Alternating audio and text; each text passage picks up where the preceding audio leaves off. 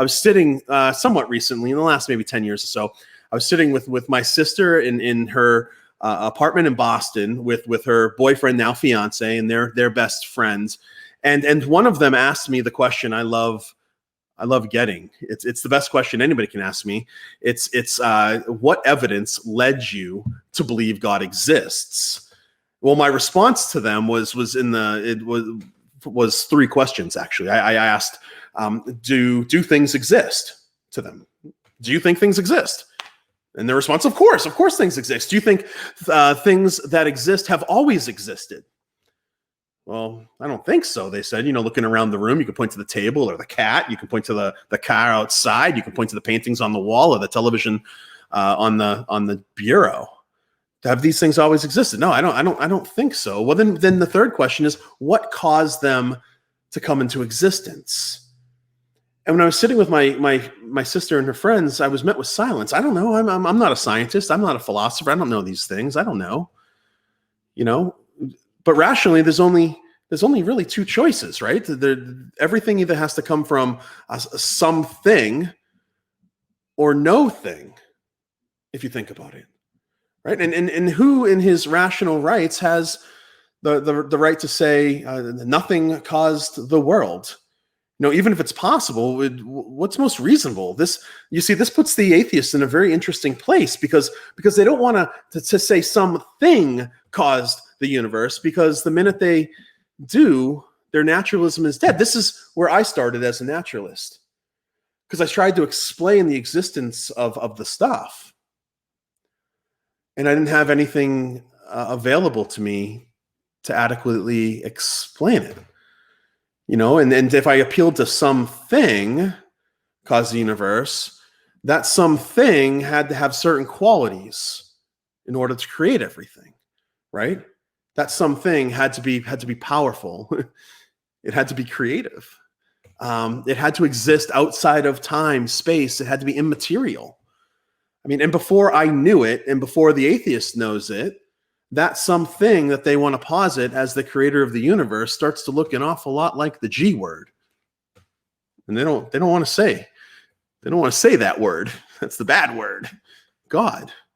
And so instead, to avoid the G word, at least for me, I'd want to posit the nothing option. But as I pressed into it and tried to learn from the world around me, it seems like this was really unreasonable. And here's the main point to the bump of stuff here. I'm not going to sit here. I'm not going to argue that it's impossible to get something from nothing. I think it is impossible to get something from nothing, but I don't have to do that with the naturalist. Keep in mind, it's the atheist or the naturalist, the materialist who wants to trade unreasonable. After all, we're the unreasonable ones. The Christians are the unreasonable ones. At least that's what I used to say. You are the unreasonable one. I'm a purveyor of reason. According to me as an atheist, and according to them, they have the most reasonable position. So I'm just going to ask the atheist, what are the chances? What are the chances of nothing producing everything? And it's like this. This is the way I think of it. It's like, think of your dream car, right? Mine right now currently happens to be the Tesla X. Like, I would love to be able to buy my wife a Tesla X. Those cars are so sweet. And imagine if you came home, or if I came home and packed in my driveway after a long day of work is a brand new mirror black Tesla X. It's wrapped in a bow and it has my name on one of those huge big name tags, John. And then I walk inside and my wife's in here and she's prepping the meal. And I say, babe, did you see the car on the driveway? It's so cool. It's amazing. Thank you so much. Where'd you get it? Can we afford it? And she's like, well, I don't know what you're talking about. I said, well, there's a car in the driveway. Where'd it come from? Oh, it just appeared out of nowhere. It was crazy. It was the craziest thing. Stuff like that. It happens all the time. Stuff like that never happens. Things like that don't happen all the time. Nothing comes from nothing. If things came from nothing, then science itself would be impossible. Now, as I'm talking about this, I know that you guys are starting to recognize it. This is the Kalam cosmological argument for the existence of God. It's just when I was wrestling with it as an atheist, I didn't know it had a formal meaning, or a formal name, rather. And when I say nothing, I want to talk about nothing for a minute, because sometimes this word's been called into question. When I say nothing, I don't mean the so-called nothing of Lawrence Krauss. I'm not talking about a quantum vacuum. Even that, though, had to come into existence from somewhere, right? Major scientists bored Guth, Valenkin, they've all written on this. I mean, when I say nothing, what I mean is the universal negation, no thing. It's that which rocks dream about, is what I'm talking about. That's largely accredited to, I think, Aristotle. I'm not sure. I'm not sure if he really said it, though. But that's the nothing I'm talking about. The nothing option, and we think about it, and Kokel brings this up all the time. The nothing option is actually worse than magic.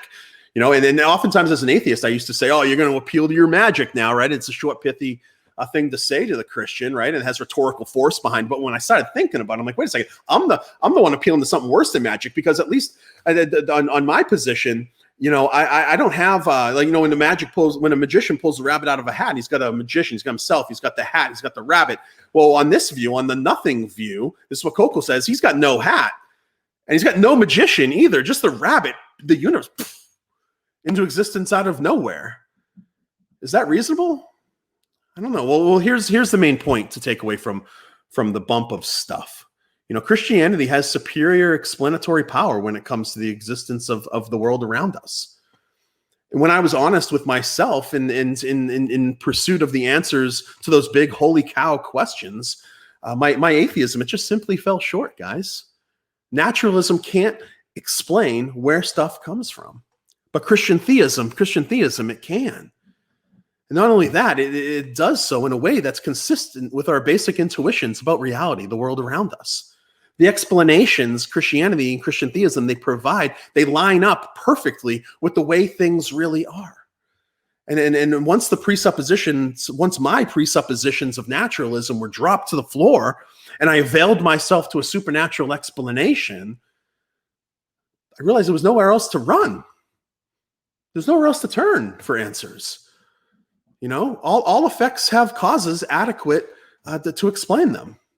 Therefore, Christianity has better explanatory power when it comes to the existence of the universe.